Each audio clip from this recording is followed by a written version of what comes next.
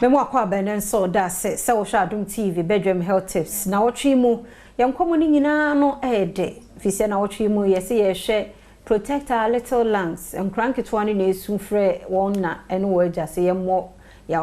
ahrawa no ho ban wame o me so a kakra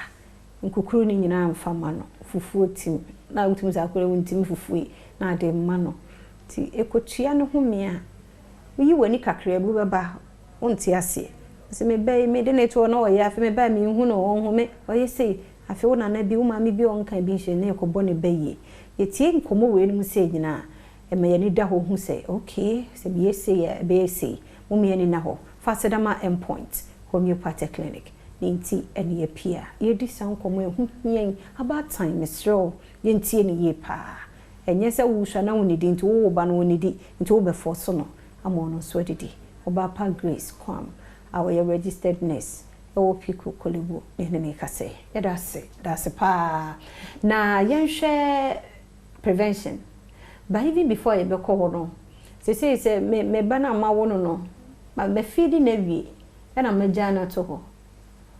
I think say yes here was say bia wo feed akra wie kra am say wo so wo bono na wo ye bibi kakra eno so tumi cause ana say in case ye feed o mo na ya anye de wo say ye na de o mo to ho nkola no wo feed o mo wi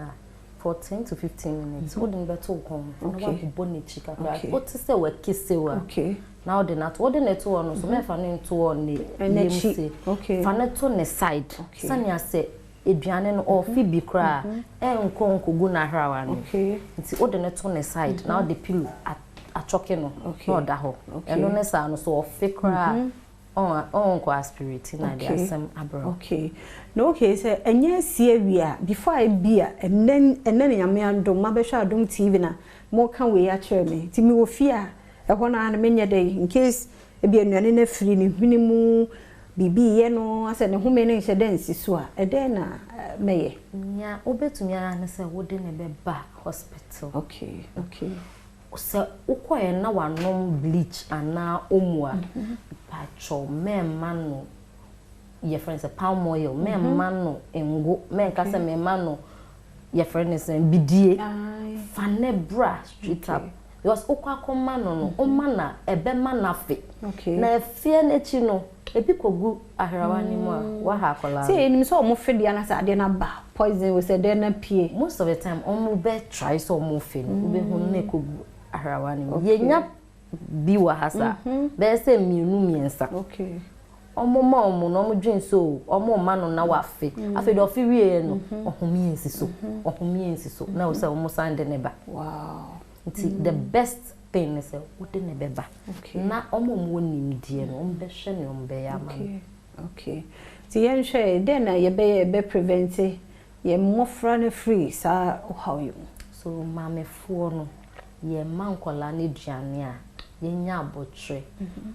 Oko 50 centimeters kra ko twa ne ho a obesan aba bidi. Ye nya abotre se me pente me kwakoye ma ade because se ekogu hiharawa ni mu a obesan abetena ha ha kra obetena ha ma na che nti ubenya abotre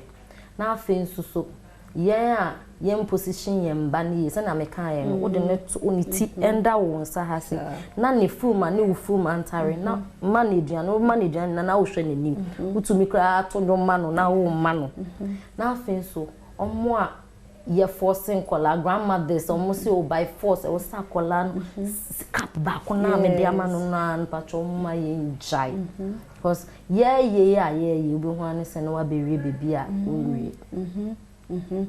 ene ochina ye de bewie ye da se papa mesro ye ntie futu we ye na emoaye ochina nso nyame ye adom aka ye ho na ye ntie enche 5 minutes die obetimi atie ansampo na bebi a wo kro no watumi akọ Adom point homeopathic clinic ninti ene edisa nkomo we nti ya bia ha wadwene fa Dr. Boateng so personal doctor obejo so na watio ochina nkwa ho den ho a ebeto so